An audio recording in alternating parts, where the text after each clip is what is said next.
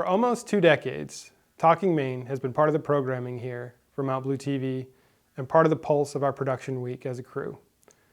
Thursday mornings, the studio would be lit, guests would arrive, and then Tom would sweep in after doing his radio show at WKTJ. Run and gun, as Tom would call it, running roughly 30 minutes, talking with guests, informing folks about issues, educating them about relevant topics, and entertaining and having a little fun along the way. After over 500 shows, Talking Maine comes to an end. My first involvement was volunteering at the station to run camera for an episode of Talking Maine. When I became the executive director, I inherited the responsibility and the fun of helping Tom craft this show. It's been a privilege to be a part of this project. I want to say a sincere thank you from the staff here, both past and present, and also a personal thank you to Tom for letting me be a part of this. It's been a real joy to be part of this journey. Also want to thank you as an audience for supporting this show and supporting Mount Blue TV. Cheers to Tom, cheers to you, and without further ado, the final episode of Talking Maine. This program is brought to you in part by the generous support of these sponsors. Skowhegan Savings Bank, Franklin Community Health Network, the Rotary Club of Farmington, and community members like you. Thank you. All right, ready?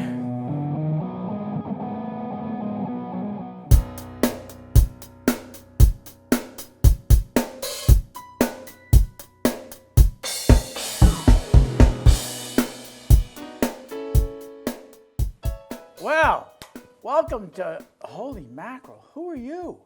I was going to say the same thing. Chandler Woodcock. Doctor Who? Doctor Who? Wow, this is Great to see you, It's Tom. great to see you, Chan. And thanks for helping me tie my tie. Yeah, I forgot how to do it. I forgot how to tie the tie. Those that don't know, this show started about between 17 and 18 years ago.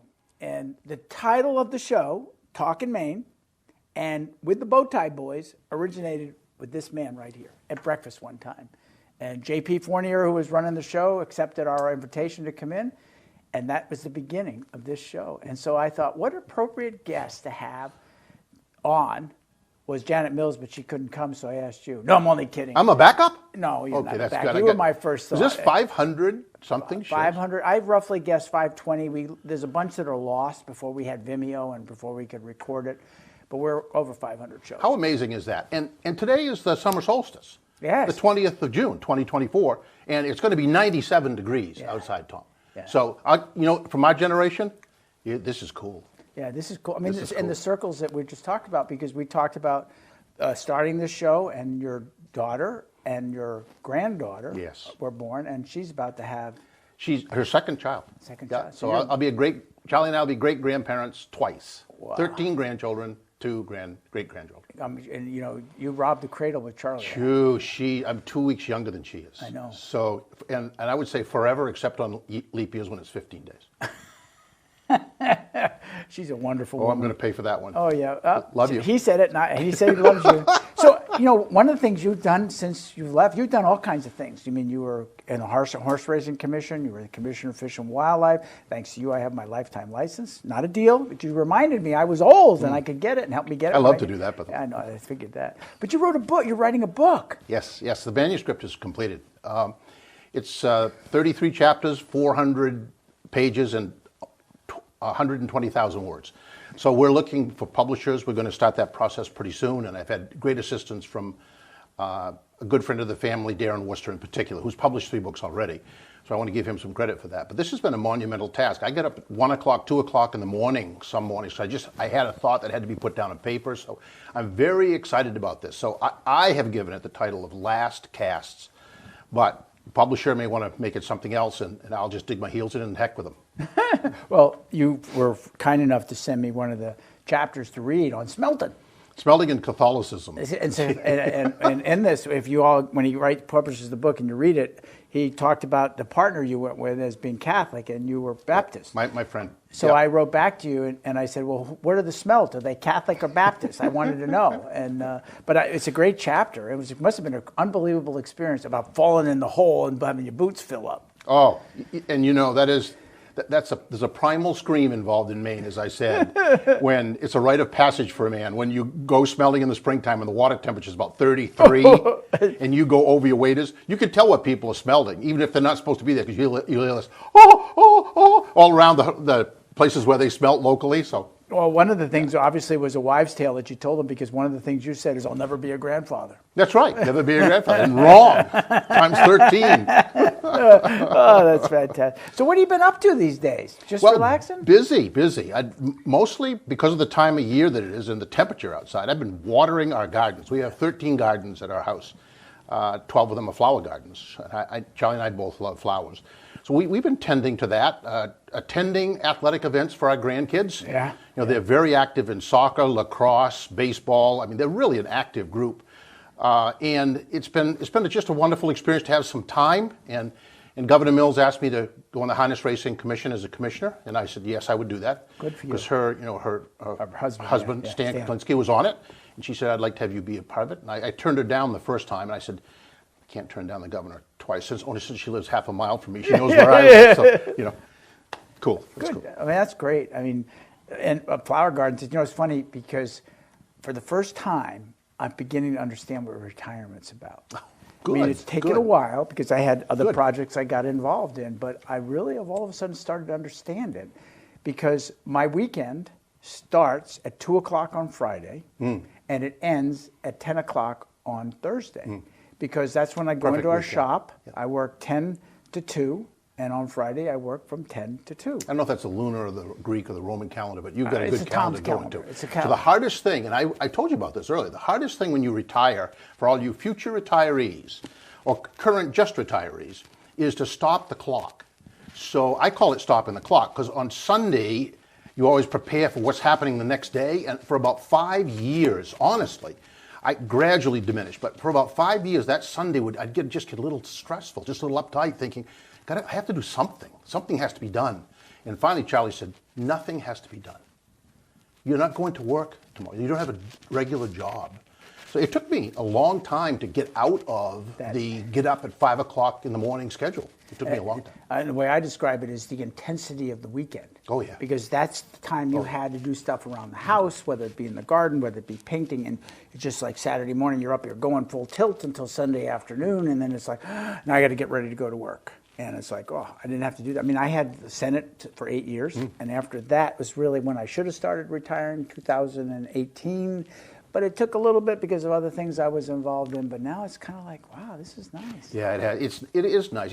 It's great to be retired. And as I've always mentioned to people, I think it's because it's your schedule, not somebody else's. Exactly what I say. It's my schedule. So if I don't want to do this today, and it's hot outside, I'll go read a book under a tree. I don't need to do it. I got tomorrow to do it. That was the second most complicated thing for me, was to not complete, because I'm a little OCD, so not complete every task, not know that you don't have to complete every task. So to slow yourself down and say, I'm going to finish the rest of this tomorrow. It was a very complicated thing for me, because when I was working, you couldn't wait till tomorrow to finish many of the tasks that I had. Now, the other thing I find is that when you were working and it asked somebody to do something, help you with it, the response was pretty quick. Now I find that you're retired and you ask for it, you'll be lucky if you get the response next year. Yeah, like, who the hell is he? I don't care about him anymore. I know, who is that guy? Yeah. I mean, that frustrates the devil out of me sometimes, because even when I worked, I was never that way. I mean, as soon as I got a question from you or someone else, I responded to it. Now I send it to people and it's like, okay, well, I still haven't heard yet in a month. So it's all part of the metamorphosis. If we can quote Franz Kafka from it, the metamorphosis is we change. We change as people. So a long time ago, this show started. Long time. Yeah. Genesis was, you said 2002? Yeah. 2002. That's 2006. 2006. Okay. So we're talking about 18 years, Tom, and that 18 years has gone. Yeah. And you look back, and I look back on my life, and I'm thinking, well, it wasn't that long ago when I enlisted in the Army as a teenager. Ended up in Vietnam, married Charlie when we were 24, had all those kids and grandkids, and it was yesterday. Yeah. So I don't want to call it advice. I'm just going to mention to people, slow down and appreciate what you're doing because it is going to go quickly. Don't regret. So I used to tell our kids, don't regret. You may have to take some risks in life, but you won't go too far if you don't take a risk once in a while. It's interesting because that's the thing that was the hardest for me to do is to slow down. Even though people say you're still at a fast pace, but no, you should have seen me before. I'm able to.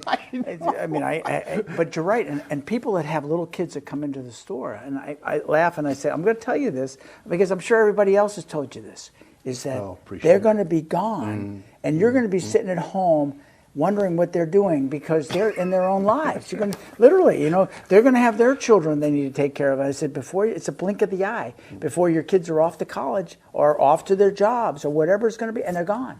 And those nights when they're crying at 2 a.m. and you're thinking, oh my gosh, I don't know if I can do this forever. You can. Yeah. And you have to, and you should, because you've been given a great blessing. Take advantage of it. It doesn't happen to everybody. And the time goes so fast. It goes so fast that our life is a blink. It is. It's a blink. Geologically, it's a blink. If you think of it, we're not even a blink on the scale. We just barely show up. I remember when I was going to UMF, I had a metaphysics course, and the final exam was to do a proof. So I made the proof that we don't actually ever move in our lifetime. And it's the dot theory of you take half a dot, half a dot, half a dot, and eventually you're standing still from space. So the professor gave me a pretty good grade on it. He said, never heard this one before. Can't find it in the philosophical treatise. So I'm thinking that's definitely not true, that we don't move in our lifetime, because up to retirement, and even now it's busy, we were both moving, Tom. Yeah, we were. We were moving fast. Back when you were commissioner, what did you like the best of the job? Oh, the people. Yeah. And there's no question about that. Every job that I've had, I've been fortunate. I've been really blessed. I'm a public person. I've been in the public jobs all my life. Basketball coaching, teaching high school, commissioner now. All of those things are public jobs. So people know you. I mean, they'll come up to me today and say, oh, Mr. Woodcock, I had that happen the other day. Mr. Woodcock, haven't seen you in years. I'm thinking, I used to be, but now I just say, name, please. Oh, yeah. I know the feeling. Particularly the ladies, because they have a different name usually. Yeah. And I found out the other day that one of my players from Livermore was a grandmother like 10 years ago. Oh, geez. And I thought, oh, okay, wait a minute, slow yourself down. But I miss the people, I miss the students at school, I miss the kids that I coached, obviously. I miss all the people at IFW. It's a great crew down there. It's a great crew. So you miss the people you work with. The administrative part of it, I don't know that anybody should say they miss it, but was never my favorite thing, although I did it because you have to. But I think that the interaction, like we're doing right now, the interaction with people is the most important thing that we do as human beings, because that's how the world solves its problems. So the COVID thing that happened, I would have had a difficult time being commissioner.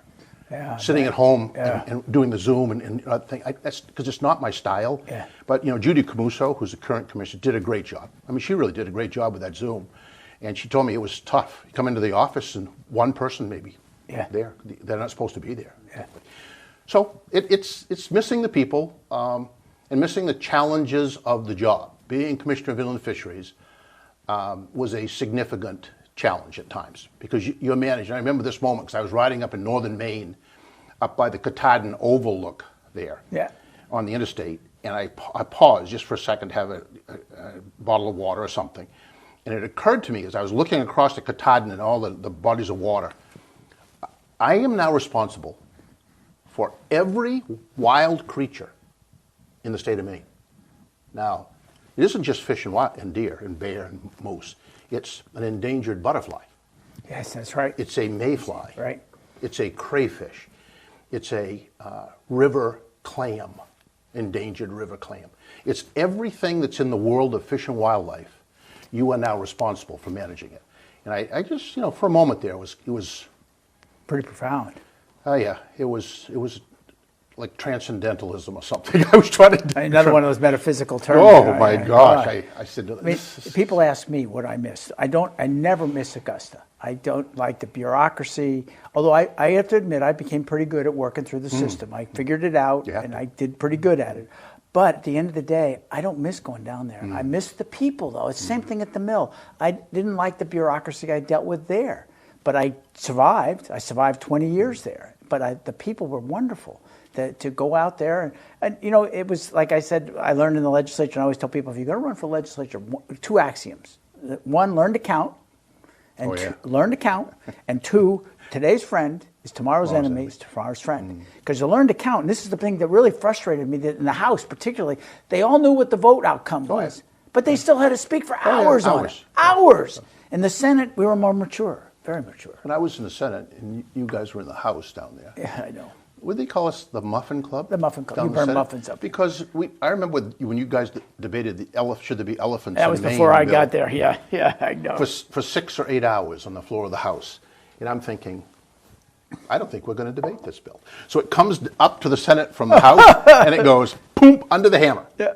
And I said, that's just part of the understanding of the process. Well, the one we had was my first roll call vote. It was on blinking lights and snowplows. Oh, yes. Oh, yeah. Remember that? I You remember were that there. one distinctly. And Yeah. Mr. Bennett, not Rick Bennett, but Mr. Bennett from Caribou put that bill in. And I'm sitting there, what are we talking about? They were debating how many lumens Which it had to have so many lumens so you could see them plowing. And how big they had to be. I'm like, you got to be kidding me. And we debated like 3 hours. And then the paper was back in our hands like in 5 minutes. And I would go down sometimes during that first couple of years to see you, to see if you were around. And you guys were gone home. And I said, what? The only time that changed, it was interesting, is when the Republicans took the majority in 2010. And the Democrats weren't used to not controlling anything. So when we get into debates, they forgot how to count. So we would have debates that would go on forever. And it wasn't even until when we lost the majority in 2014 that everybody came to the 2012 realization, you know what? We can count now. You make a speech, we make a speech, we vote, we go home. And you win, all right, depending on the count. Depending on the count. Yeah. That was it. Everybody had already made up their mind, but it was that was. And then there were those independents. Oh, I was one of those ones. I know. There were those independents who always had a little bit of a burden because sometimes it might mean that the count was going to be close and you'd swing it. So when you're a swing vote, sometimes you can ask for other things. You know, I know that. No, you're right. When my second term in the House, we were up by, I don't know how many we were up. The Democrats were up like 4 votes. And that's when Barbara Merrill changed to be an independent. Toomey changed to be an independent. John Eder was already there as a Green. I was already an independent. Joanne changed to be an independent? Oh, yeah, that day. Oh, you missed all this. Did she change back? Yes, that night. So John Richardson calls me into his office and he says, Tom, what do I do? Because John and I were good friends. I like John. I think the world of John. Rest in peace, John. You're a great man. Anyway, he calls me, what do I do? I said, John, Democrats could be faced with this someday. You just need to divide power up. Pick the committees you want to do that. So he brings me in, and this is where I learned about 2 people as leaders. One representative from Bangor, woman, well, you can't divide that up. I won't be the chair anymore. But then John Patrick, who you probably remember, John very well. Stood up and said, I'm the health of Veterans Affairs. Give it to Randy Hotham. Randy and I get along great. Perfect. And so that to me was a leader. That was. And at the end of the day, John calls me in just before we went in to vote, and he says, "I'm going to tell you, I'm going to divide up the committees." I said, "Okay, that's what I think you should do." So I'm sitting in the back row. It was Ray Pino, Janet Mills, myself, and I think Jeremy Fisher was on this side of me.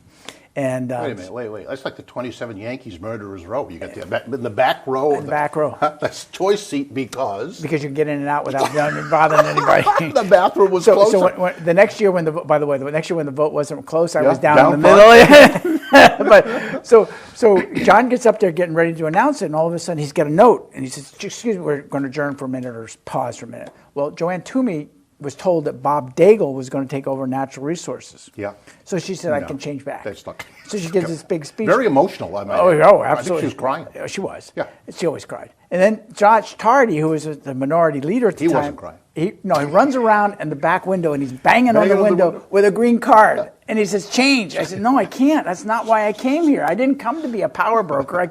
The next year I paid the penalty. I was sitting in the middle. But it was the best seats I had because I sat next to Steve Hanley. His brother Jeff has served there. Steve has since passed away. And Ann Haskell. Oh, nice. And I Nice. developed That's a nice. That's phenomenal friendship with those two people. We had a great time together because Ann was more of a moderate, and she really understood stuff. It's interesting, the seating arrangement. So down in the Senate, I sat beside Peter Mills. Yes. Peter Mills and I ran against each other in the gubernatorial Republican primary of 2006. And here we are sitting beside each other in the Senate. No problems. So one thing I found during my time from 2000 to 2006 was I thought that we had a fairly decent relationship with most people. So I asked John Martin, who'd been there for a lifetime, what's the difference now from the time that you started? He said, camaraderie. So we used to go out and have a cup of coffee and drinks or whatever. He said, you very seldom do that now. And I thought when he said that, in a microcosm, that's American politics. It is. And it's a shame. It used to be the Augusta House was there. Yeah. And a lot of the people would stay right there. Yeah. And so when session was over, they'd go in and have either a cup of coffee, a hot chocolate, or an adult beverage together. They would, talk about things. I'm sure a lot of problems got solved in the Augusta House. And it was different. I mean, I'm an example. Of all the times that I was in the legislature, 16 years, I stayed 3 nights. Once because of a snowstorm and twice to go to the scholarship auction. Other than that, I went home every night. I didn't care what time it was. Me too. I wanted to sleep in my own bed. We had some late ones too, like Yeah, early, like 8 in the morning. We went through the night on the last day. Last day, or even sometimes debates in the House, particularly at 2 o'clock in the morning we were going home. We're recording this in 2024. My hope is that American politics, right down to the last level, stop screaming at each other. So everybody has to scream today because people feel that unless you scream, nobody's going to hear you. And hence the discussion becomes acidic. And no, you don't care for other people as much as you should. So I'm hoping as when you rerun this 100 years from now, that the American political scene has changed a little bit, because I'm not a fan of it at all. I agree. I mean, you can't have a civil conversation. No. You can't have a difference of opinion. No. I mean, I've done some things since in this last couple of years that I had wonderful conversations with people who disagree with me. And we've had a very civil conversation. I point my side out, and I'll use Lance Harville as an example. Yeah. Lance and I sat down with a cup of coffee. We talked about what I did. I explained what I did. He said, I accept your idea. However, I don't think you can do that, and here's why, and I wouldn't have done it. We had this great dialogue. I had another guy, when I asked for a signature for running for county commissioner, that threw me out of his house. Oh, gee. And so it's like, come on. I said, okay, but that's where we are, is that we're at this point of, the screaming is a good way to describe it. I can get my attention. And then then you complicate that with Zoom, with Instagram, with Facebook. Because once it gets said on Facebook, it's the truth. And it's impossible to get rid of it. So. And then there's that R&D thing, Republican and Democrat. Yeah. So he's a Republican. I'm not going to care for him. That's right. She's a Democrat. I'm not going to talk to her. Which is, for many times, when I was running for governor, when I was a senator, people would say, I don't even know your party. I just know that I trust you. And that is, to me, the biggest compliment you can have as a politician, is not for somebody to say, oh, he's a politician. And I've corrected a ton of people when they say that. I said, please don't call me a politician, because that really has the connotation, denotation is a bad one there. So just say that I'm in the legislature. And I had the same experience. I really did. I think I followed your footsteps. I think Walter was the same way. I think John Benoit was the same way. Charlie Webster, not quite the same way. But the four of us were. I mean, that's why I said I discovered how to be successful my last term and a half down there in the Senate, because I realized, wait a minute, if I really sit down and understand what these guys want, and I understand what my guys want. I mean, that's how Jared Golden and I became friends. We sat down on one bill, dealt with Maine workers. We worked for 3 weeks on it. And we both had an agreement. But I would go to my side, they'd say no. He'd go to his side, they'd say no. So we'd come back together again to see. Finally, we looked at each other, this is crazy. We can't do it. So we shook hands and I said, thanks for having this dialogue. And he said the same thing. We tried. So many of them don't try. They rejected it instantly. Instantly. Not because of the topic. But because of the person. That's correct, or the party. And that's just the wrong way to run a political system. And I'm very outspoken about this when people ask me. I just think we need to change the tenor of the debate. The tenor of the debate has to calm. And as soon as it comes down to a reasonable level, I think we'll be back to accomplishing things without the next regime overturning what the previous regime did. I just, where are you going when you do that, Tom? I don't know. I don't know. I mean, I worry. I mean, they joked about me running for governor at one point. I once called you once and said, "What do you think?" But I was never going to do it. But you know what struck me is age too, because you and I are young, vintage, wicked young, wicked young. But we don't need to be in political leadership anymore. You need to have a 50-year-old or a 40-year-old. We, as elder statesmen, we can give our opinions and our thoughts, but we don't need to be the leader because somebody else has to. They have to set the tone for your grandchildren's children's time. By the way, I do have 2 girls now, 2 grandchildren. Good for you. Eliana and Lydia. Good for you. I do. You're going to ask me to remember all the names. I'm not going to No, try. that's easy. So for my coaching days. Technical foul? Technical foul. Or timeout. Well, you got 13. If you can remember them, you're doing pretty damn good. I can remember. Yeah, I do. They all fish. Oh, that's good. They all fish. Well, you got them all fishing and hunting license when they were born. Fishing license. Fishing license. Yeah, hunting license, I don't know if they're going to hunt or not. Several are, but fishing license for all of them, for all 13. Wow. Yeah. That's cool. It is cool. It's got to be quite and you get together like every summer as a tribe, pretty much. We do it twice during the year. We do it. We're coming up in July. We have a place over in Bryan Pond. It's a huge inn for Sunday River skiers, and it sleeps 25 of us. So there are 26 of us now, and Little Richard and Brady and Big Richard, they don't stay because he has to work. But we get together, all 26 of us, for a moment or two, an afternoon in Bryan Pond. And then the week after Christmas, down in York, we rent a huge house down there, huge, on the beach. Not in the big beach, but away. And we have Christmas together. Oh, wow. All 26 of us. 26? Yeah, we open the presents and the kid, but not adults. The kid, we do the kid thing. You know, there's an adult present or 2 swap because that's the only time we see each other sometimes. But it's rewarding to sit back. Charlie and I kind of sit back and look and think, oh my gosh, what have we done? What have you started? What have we done? So we just had a grandson turn double digits yesterday. Oh, wow. And he's the next to last, the penultimate person in single digits because we have only one left. And it's John Chandler, believe it or not. Seth's son, John Chandler. Yeah, wow. He's a single digiter, the only one left in the family. Wow. So, Chan, we got a couple minutes. Yeah. What would you like to leave as a message as we end this show? Yeah, first of all, I want to thank you. I mean, we had some incredible times together in the legislature and on this show. I was looking at those reruns. Oh my gosh, we look like we came from a different millennium, and we did. Yeah, we did, but it did back in the 1900s. And I think what you've done to help educate the people of this area is fantastic, Tom. And I want to compliment you on that, and I want to thank you for letting me be a part of it. We live in a great place. Farmington is a great place. This area is a great place to raise kids, and I wouldn't have done it any differently. I'm very, very thankful. And I would agree this is a great area. I couldn't think of a better place to raise my kids when we moved over here. I want you to know that your friendship and my friendship is one of those most cherished things that I have in my heart and in my head because we've known each other a long time. We are two that are good examples that can disagree respectfully, and we can agree and hug each other. And being part of the show and doing the show has been it's been part of my life, but it's time. Yes. It's time. And I couldn't think of a better guest to bring on than my old friend, Chandler Thank you Woodcock. so much. Thank It's been you. a great time. Thank you very much. Thanks for tuning in. I can't say we'll see you next time, but it's been a great run. Enjoy yourself. Be safe.